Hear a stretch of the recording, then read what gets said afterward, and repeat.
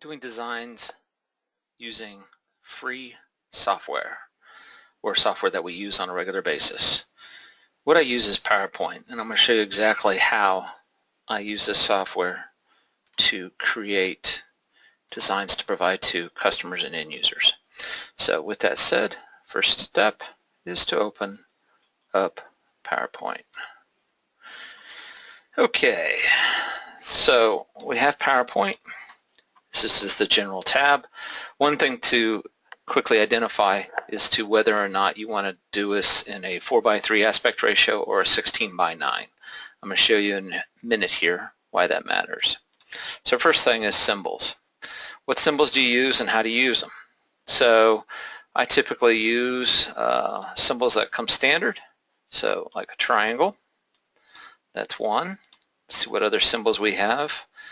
We have pi. Let's see, and we also have, let's give this one a shot, and let's give this one a shot as well.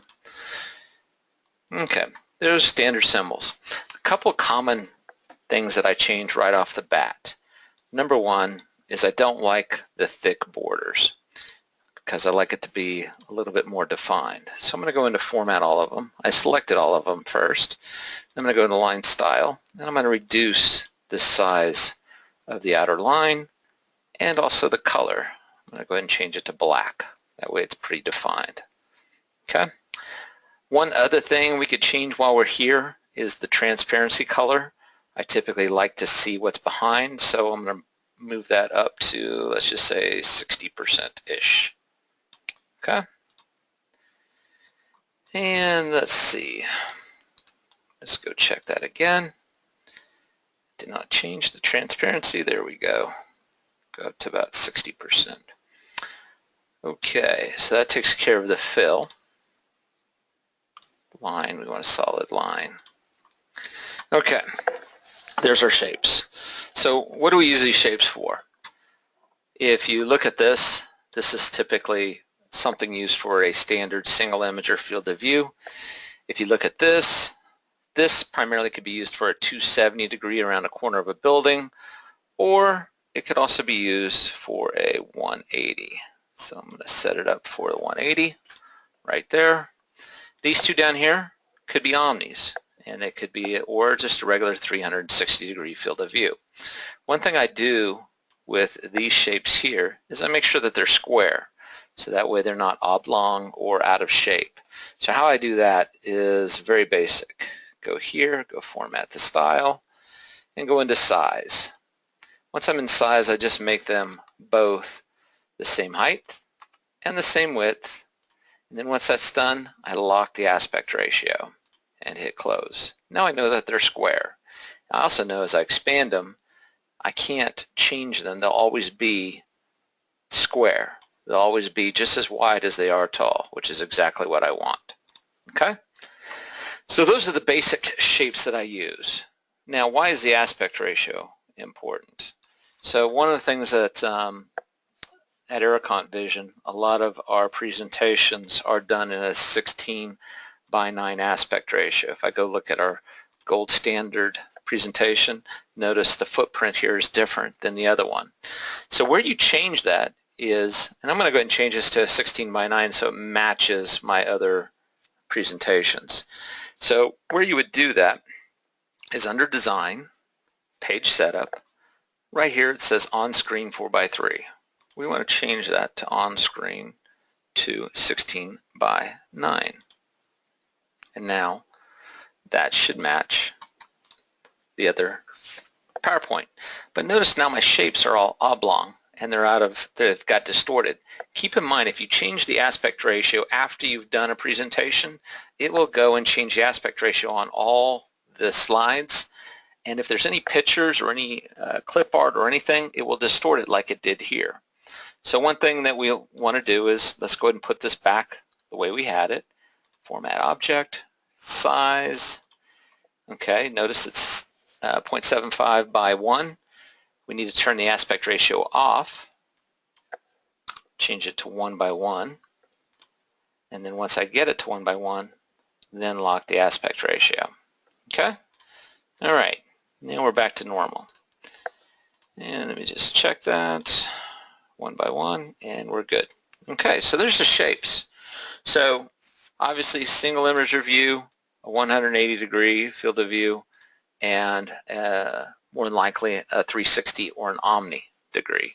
So let's go to our next step. That's our initial setup into PowerPoint. Okay, so the next phase is to put on here our drawing or our site plan. So we can go do it this way. Insert picture, and then basically just go in here and find a picture or a layout or a footprint, and then we could throw that in the backdrop like this, and we could send it to back to where it brings the icons and details out front.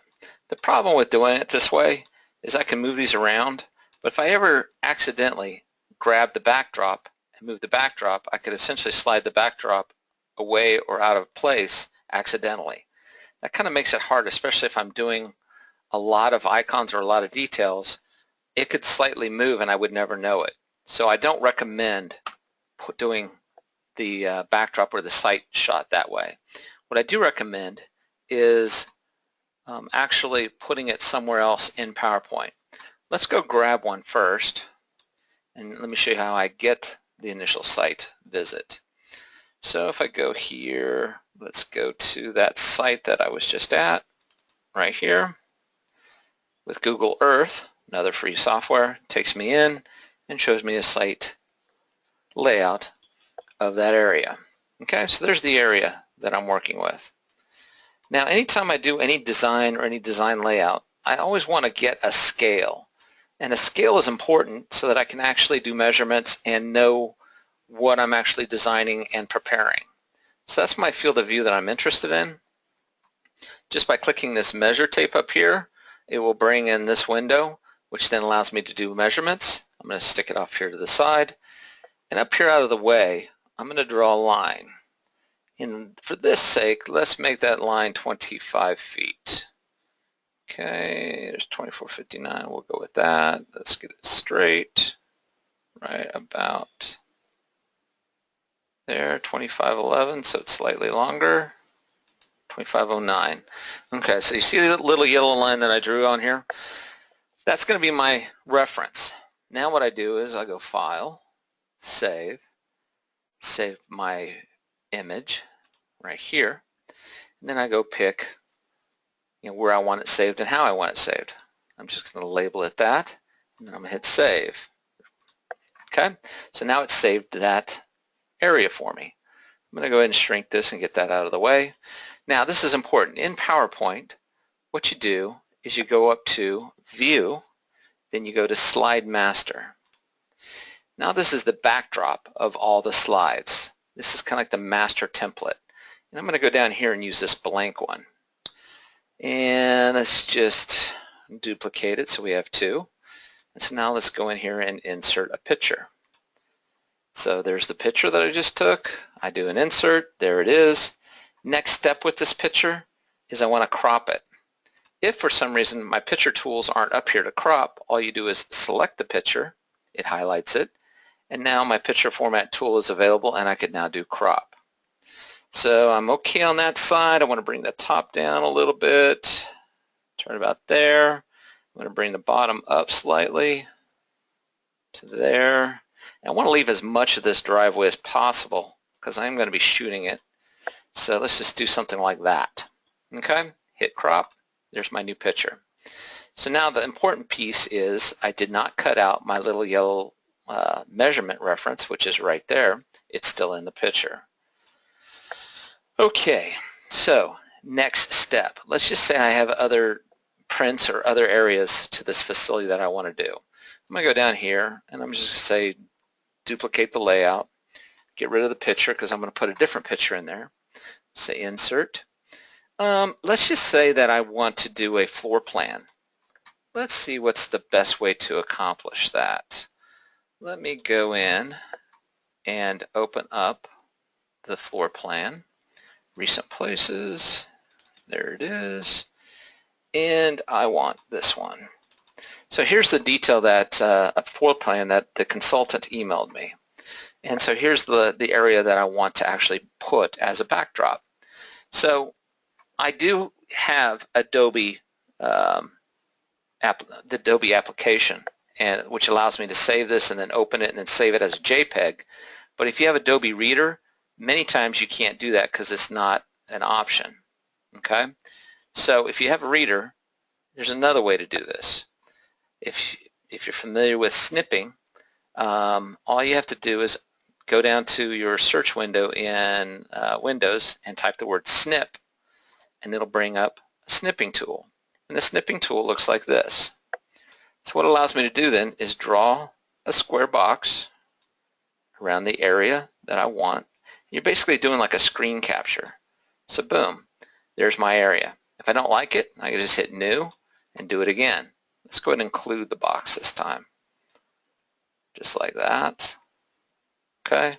Now in the snipping tool, you can edit, make notes, highlight something for somebody if it's important, or even write something. But I don't want any of that. Let's erase that, because all I just want to do is just save it as a JPEG.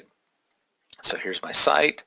Let's do this as a layout number 1 and hit save. Okay. So now I can close it, and I can close this. And now when I insert a picture, I can basically go pick that picture out. So insert picture, and I called it layout, insert. Now I've got a floor plan as a backdrop. Now in this particular one, it's taking up the entire screen, and I don't necessarily want to do that because I may have a footer or I may have a header. So one thing that's important with any picture that you bring in is click on the picture again, format, and go to size, and just make sure that the lock aspect ratio is always turned on. That way you won't distort the image when you resize it. When you resize it, you just grab a corner and do something like this, keeping it all in proportion, and put it on your screen however you want. If I wanted to cut these borders off, I would just highlight it like that, go back to Picture Tool, and crop them out if that's what I wanted. Okay? But we can leave it like this. If I want to do another backdrop, just go down here, duplicate layout, go right here, get rid of this, and maybe there's another plan that I want to insert, picture, and let's just pick this site plan, which is slightly different, and put it in there. Once again, crop it down to just what I need. And I'll just tell you right now, just so you're saying, well, it's the same picture, John. Well, the difference being is that this one has a different measurement. That measurement right there is 50 feet as opposed to the other one, which was 25 feet. Okay? So it's here now in case I need it. And if I want to stretch it out and make it bigger, I can. And that's not going to upset my measurement. Okay? All right.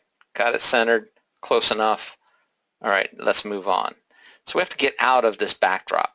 So the best way to do that is there's no exit up here, but if I go click on Slide Master, it takes me back to here, and I say Close the Master View. Okay? Back to here. Now how do I port that backdrop in? Simple. Right-click, choose a layout. There's the layouts down there in the middle. There's 1, 2, and 3 that we just created. I'm going to pick layout number 1. That's now my backdrop. There's nothing I can do right here that will mess with that backdrop. That backdrop is as its background. So I can't click it and move it. It's not there. Okay? If I don't like that one, I want the other one, just right-click, go to Layout, and pick a different layout. Whatever you want in the back will not be upset by you moving your icons anywhere you want in the picture. Okay? So for this design, let's go back to the layout I had previous. This one right here. Okay.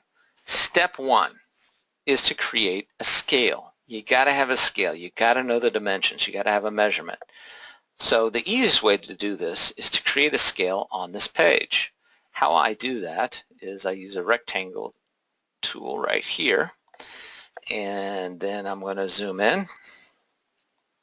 And just like I did before, I don't like the line that comes with it, so I'm just going to format it a little bit differently.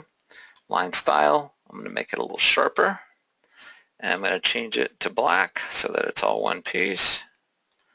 And the blue background, I'm fine with that. That doesn't really bother me at all. Okay, and I'm not going to leave it transparent. I want it to be solid. So I hit close. So now what I'm going to do is I'm going to take this down, and I'm going to line it up with my 25-foot bar. But notice this.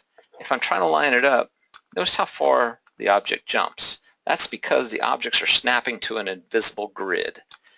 And that's really kind of messing me up. So I want to turn that off or make an adjustment to that. Where you do that is you go to Arrange, Align, and then down here to View Grid or Grid Settings. Let's go to Grid Settings.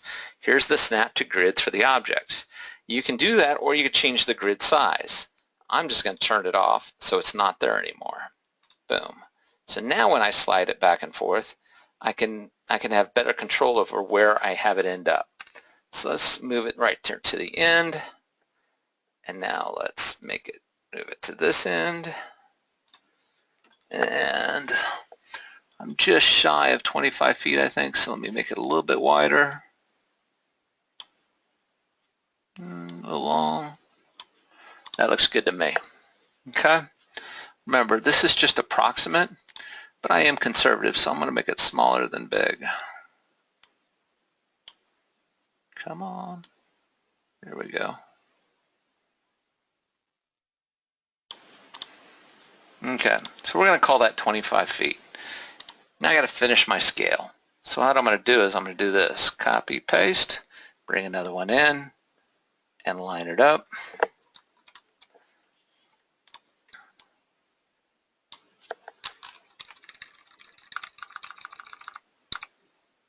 Okay, that's 2.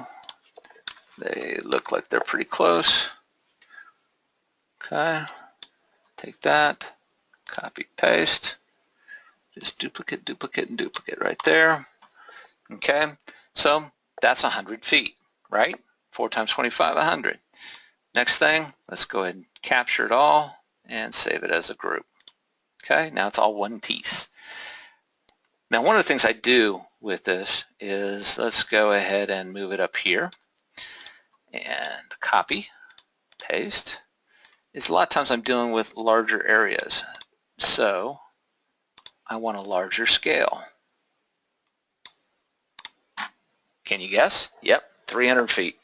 Beautiful. Now I have a scale and I'm ready to go. So let's get to going on the design. Let me zoom back out so we can see what it is we want to design first.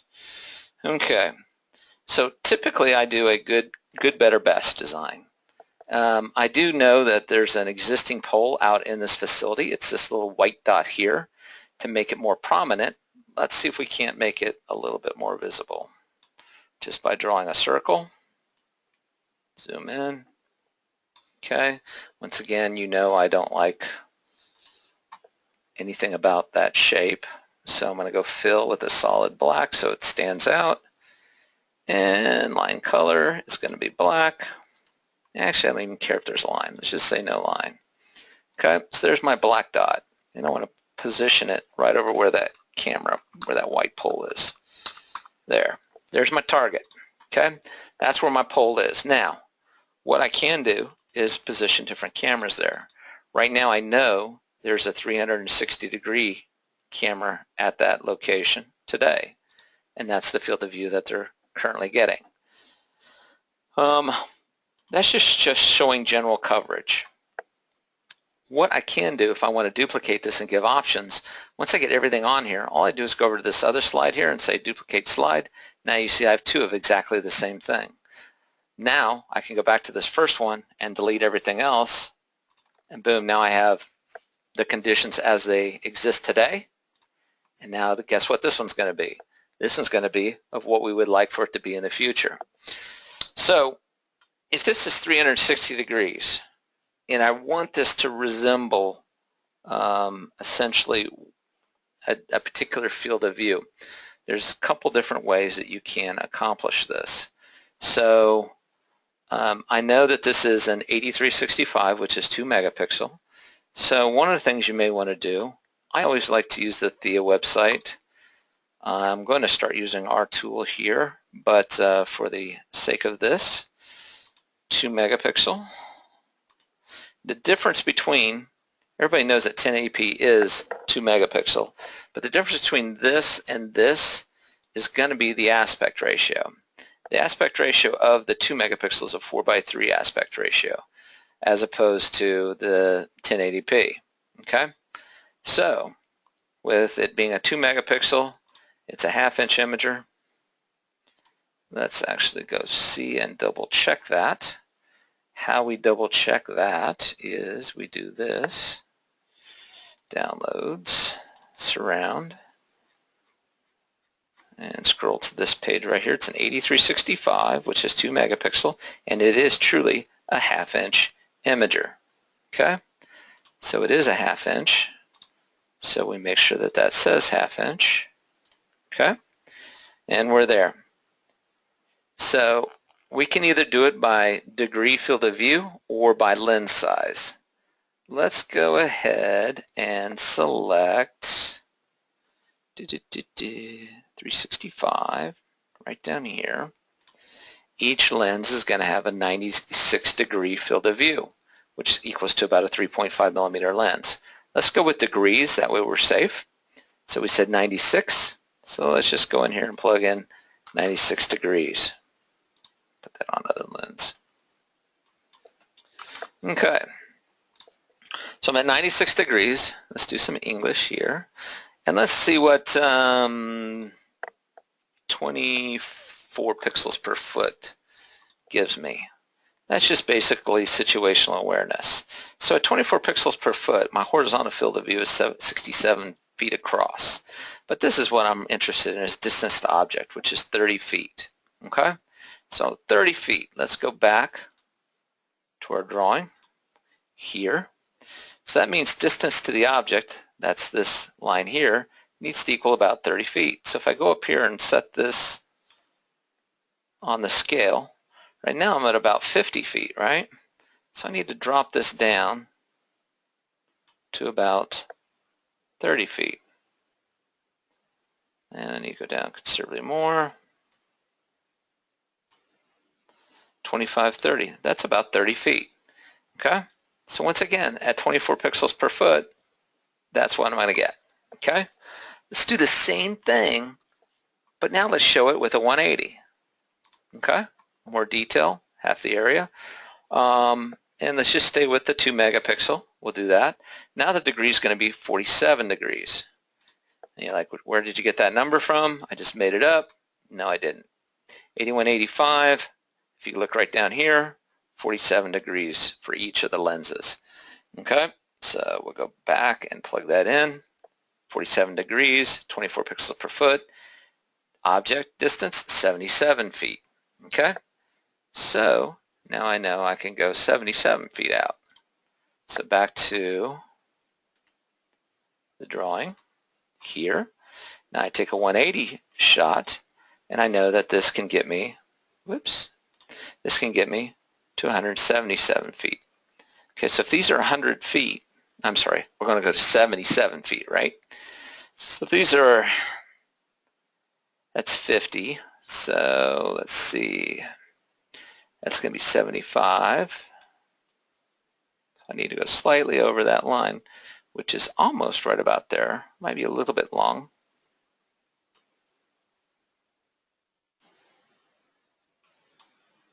That's close enough for 77 feet. Okay, so duplicate slide. Okay, delete the first one because I've since replaced it. So now this slide, option 1, is going to include what's currently there, which is this, giving me 24 pixels per foot. But now on option 2, get rid of this. Now I could look out twice as far if I did 2 180s back to back, right? Okay, so see how it helps you with that little dotted line, helps you line things up. Let's just go up. Okay, copy, paste, swing it around. There you go, 2 180s back to back. Okay, now I get that same level of detail but I'm able to look out even further.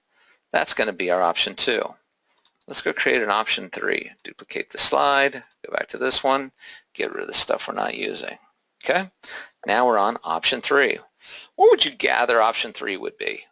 Well, one thing I look at in any 180 shot is I look at how much in that shot is actually valuable information. This drop-off area is good, the driveways are good, but this big grass patch here and area here is not important at all. So I want to be able to control where I point the pixels, and the best camera for that is going to be the Omni. So we don't want to do this Omni because that's just a 360-degree field of view. We don't want that. Boom, gone. We're not going to do the 180s, so that's gone. So now how do we draw an Omni where I control where I look? That's where I come in with a triangle and I do actual individual fields of view. So we did 24 pixels per foot, but I also know this customer wants to try to potentially get as much identifying information as possible. So let's see what we could do to help them accomplish that. First of all, I know that they're using a 3 megapixel or the 12 megapixel Omni, which is all wide dynamic, and that has 1/3 inch imagers. So let's do this. Let's put a 16 millimeter lens on it, which is the biggest lens available for that camera. And now here's a 24 pixels per foot, which was part of our objective. And so now I'm getting 24 pixels per foot at 284 feet out and 85 feet across. Okay, so let's see how we draw that. Shrink it. Okay, 85 feet. Let's swing this bad boy around. And let's get an 85-foot measurement. So if that's 100 and that's 75, let's zoom in so we can see it better. That's probably pretty close to 85 right there. So the other measurement I had was 284. So take this, scroll it around this way, and notice how PowerPoint helps you line it up. And now 284 feet. Well, remember we did this at 300 feet. So this is 275 right there.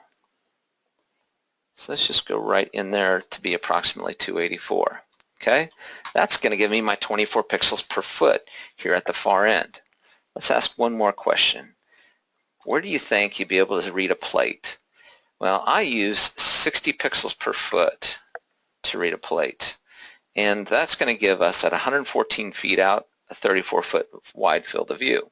So remember those two measurements. Do this, swing that over there. Okay, 34 to 114 feet. So now what I'm going to do is I'm going to take this, copy, paste, right, and first measurement is going to be 114 feet. So there's 100, there's 125, and about halfway is 114. Now the other measurement was 34 feet, I believe. Bring it down here, line it up there, and 34 feet wide. That's 25. So that right there is about 34. Okay, give or take. Line that up straight, drop it in here. Okay, now if you did your measurements right, these two should line up and it should fit in there pretty perfectly. If it's off slightly, what you can do is increase one ever so slightly. Okay, or I'm sorry, decrease it ever so slightly. That'll help you line it up. Okay, but that's not a bad shot.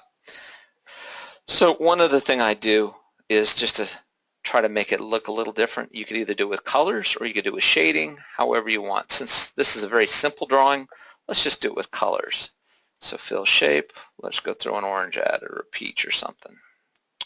There we go. So there. Now this orange area, right at this line, I'm getting 60 pixels per foot. At this far line, 24. Let's go ahead and label that. So let's draw a text box. Let's change the size. Let's bold it, and let's center it. Okay, so what do we say? We said 24 pixels per foot was one measurement. Let me shrink this down.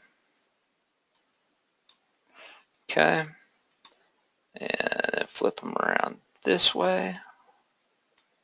Whoops. Edit undo. Grab him there. Swing him up to the top. And copy paste. This one was 60 pixels per foot. And it was way over here. Okay.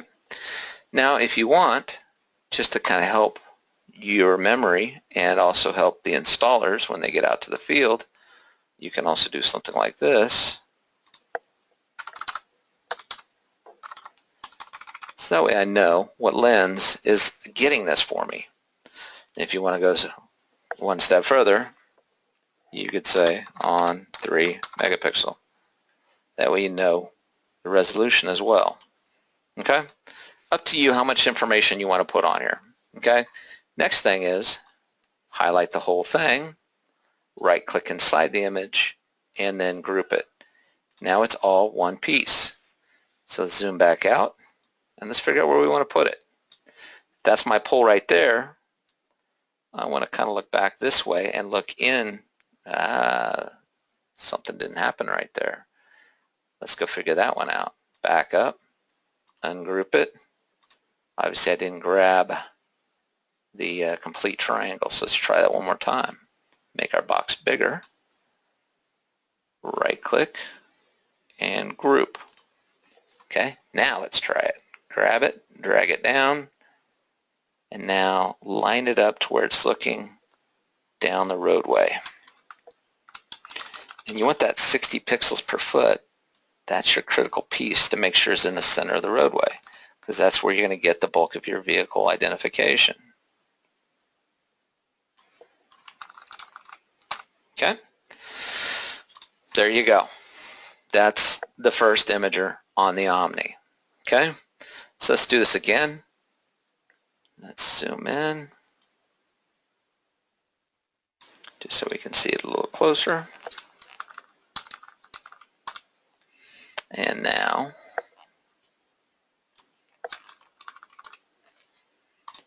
let's do a copy the whole object and paste. Why? Because we were interested in the exit as well. So now I take this and I flip it around this way. Now I'm looking at the exit. Once again, I want to try to line up that 60 pixels per foot to see as much of the roadway as possible. The 24, the blue area, that's just kind of extra credit. But one thing here, if you notice, all my text is upside down. So in the group, you can fix that. Just click on the box and now rotate it around. Okay, there you go. So now I've got 2 of the 4 imagers on the Omni. So what are some of the other areas this customer is concerned about? They're concerned about this service area here and this service area here. So let's work on those 2 areas. So to do that, we're going to go with a different lens. They're not interested in all that detail. So let's see what we get with other lenses. Okay? Once again, the resolution hasn't changed, but let's change the lens. Let's go with a 4mm lens to give them situational awareness. And let's stay with 24 pixels per foot for our situational awareness. And let's see what that gets us. So at 68 feet out, 85 feet wide. Okay, well, if you remember it correctly, this one out here was 85 foot wide, right? So let's see if we can't just select that triangle, copy, paste. There's the triangle. I don't really have to remeasure this because it's still 85 foot wide. It doesn't matter how long the triangle is, that's still 85 foot wide, whether it's out there or whether it's up close. So the only change I really need to do is the distance measurement. And that distance measurement we had was 68 feet. Okay, so now I got to take this triangle and make it equal 68 feet. So bring it up here. It helps me line up, hopefully. There it is. Okay, there's 50. 75, 68, it's right about in there. Okay? So that'll be roughly my 68. That's my 24 pixels per foot. Once again, some customers have an issue when they see things like this and they think that they won't see beyond this shadowed area. And that's not correct. You will see beyond the shadowed area. You'll just see it in less detail. So let's show them that, but let's clearly identify it. So let's do it in halves. So let's go to 12 pixels per foot. Let's see what comes out equal. Let's see, what does 14 pixels per foot look like? 140 by 117 versus 12, 171 by 37. We'll just do,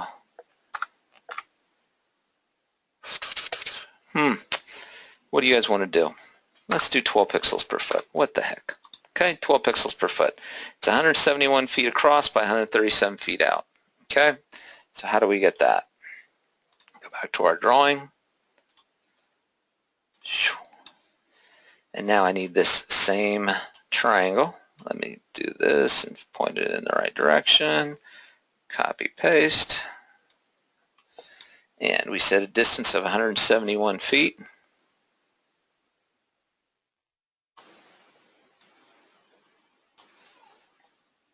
Zoom in. Okay, 175, 71, approximate. And by, I'm sorry, that was a horizontal field of view. My distance was 137. Let's do this at 137. 150, 125, 137-ish, right there. Now the width was 171, so it's pretty dang wide. Right there. Take that to, that's 175, come back a little bit to 171. Okay, so that's approximately, and I'm going to be off slightly, but that's okay. So now grab the other triangle, swing them around, and try to insert them. There, that's a good example of being off slightly. Which one do I think is more accurate? Let's go conservative, so that means moving this guy in slightly.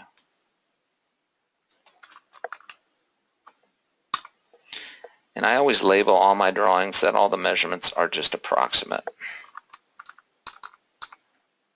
Okay, there. We can do a little better. Let's see what that does. Back out of here. Okay.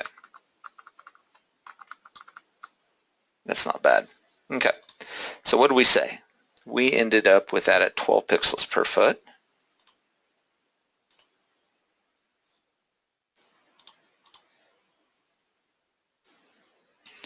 And we're going to be looking down, so we'll just go ahead and flip this upside down like that. Line it up.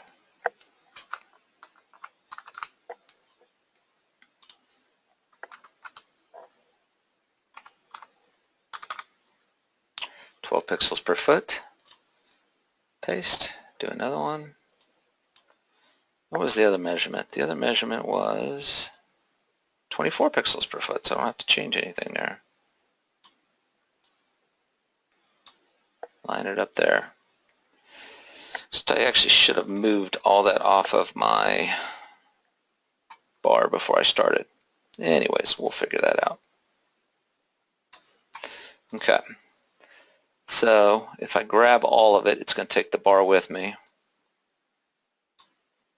So let's do that and then put the bar back. Come on. Give me just the bar.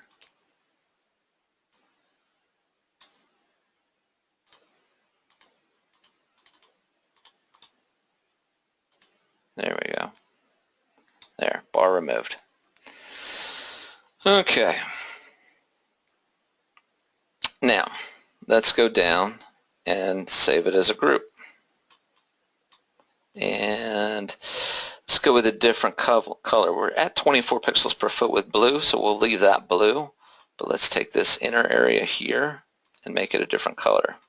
Okay? So zoom in.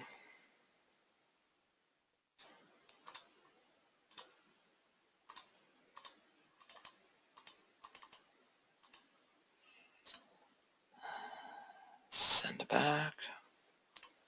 There we go.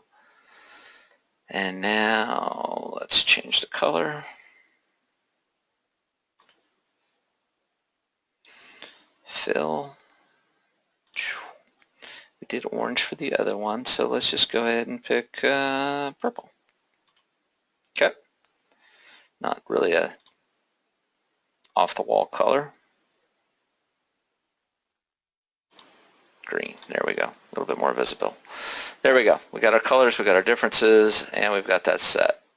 Save it as a group. Okay. That's a 4mm lens. So now I can actually pick and choose where I put it on the print. I know that we were looking to do it looking down this direction, so I can essentially draw it like that. And then do a copy paste and do the same thing over here. Okay, that's how I do omnis. And it doesn't matter what lens you pick or what variety you want to go with. Sometimes I'll actually do even more options than this to give the customer even more lens options to present to them. So the key thing here is your measurements, your scale, making sure you have measurements to draw it with. I'm going to show you one other that I use quite frequently.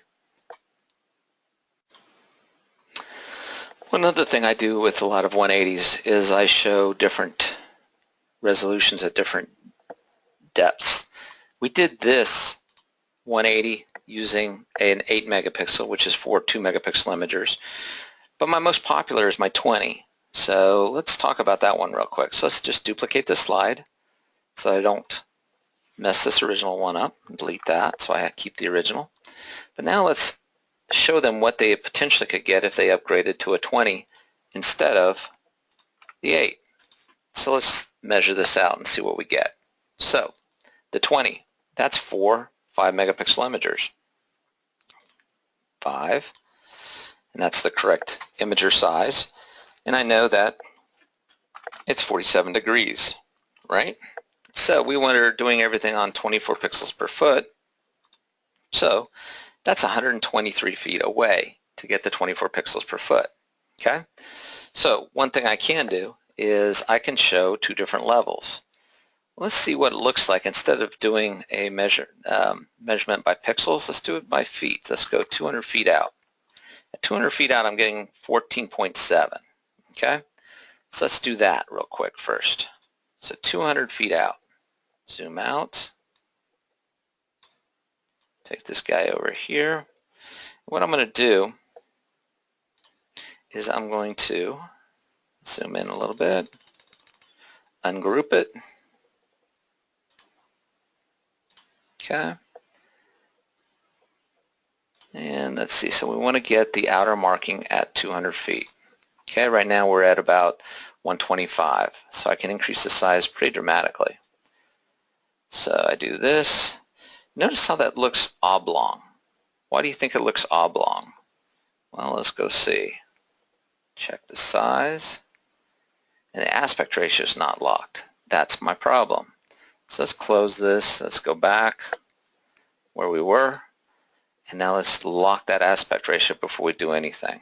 Okay, so 209, 209, it is square. Lock it. Okay, now when I increase the size, it will increase it proportionally. Okay, so I do that. You go a little bit further. There. And I'm right about 200 feet there. I'm happy with that. So the next one is at about 115 feet-ish. So that's where the red line is. If you want to change it, you can change it in the box. You just need to realign it once you do it, because it will change the size and it will move it. But that's okay. You just grab hold of the interior box. Come on. Let's go. There we go. And then move it. notice the lines that kind of help you line it up to center it, the little dotted lines. Okay, so now that's about 100 feet out. Okay, so slightly under 100 feet. So we have 200 and then 100. So what you can do is you can go back to your display here and see what that gets you. So at 200 feet out, I'm getting 14.7. I'm going to round it down to 14.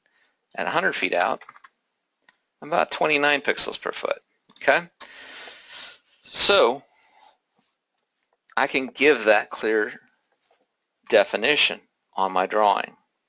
All I need to do is change these two labels. 14, that matches up with what I had there before. Once again, let's get away from our measuring area so we don't make it part of the equation. And this was 29, was it not? Turn it that way, change it to 29, and move him up to the top. Grab this guy, and this guy remains 14 to there.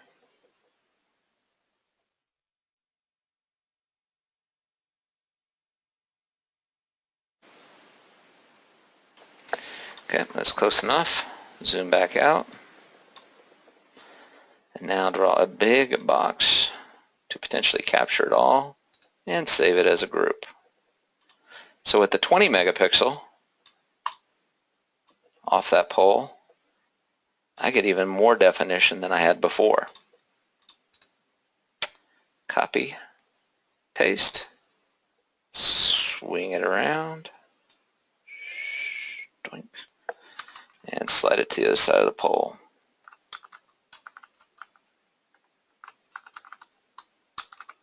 Okay, boom, there's a 20, two 20s back to back. Not a bad area of coverage. So this way it gives me a chance to give the customer choices as to what they prefer.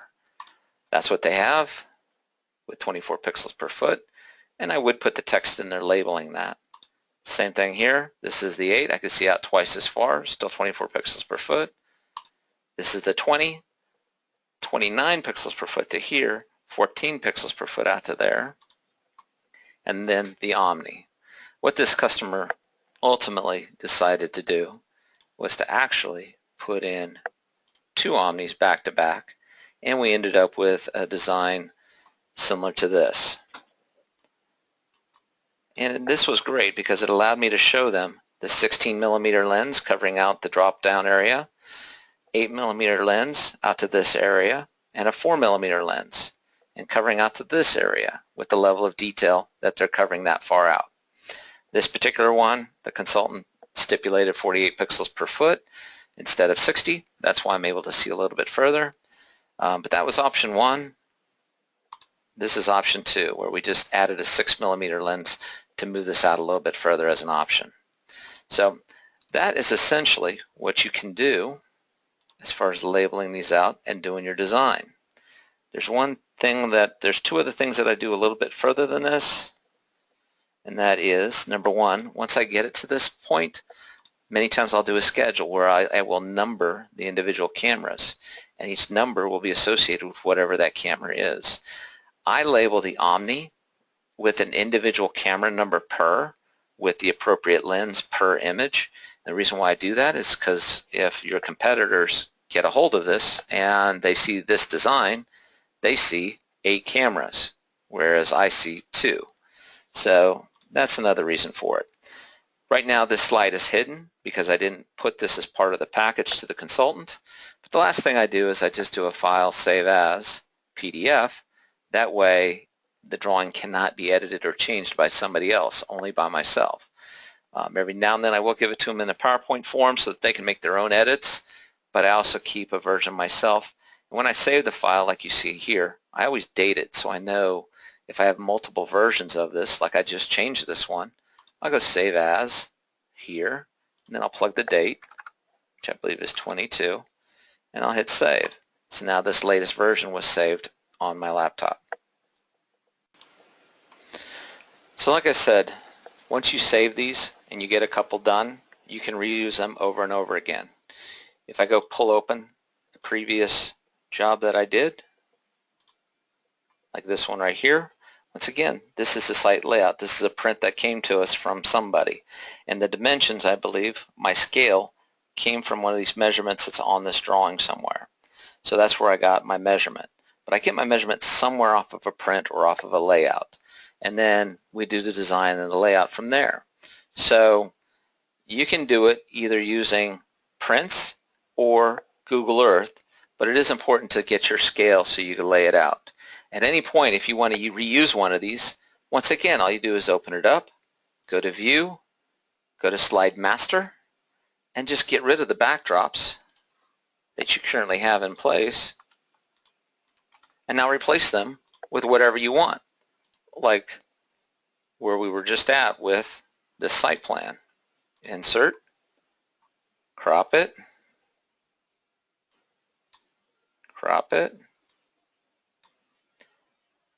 put my line back in place, crop it, and that's good enough.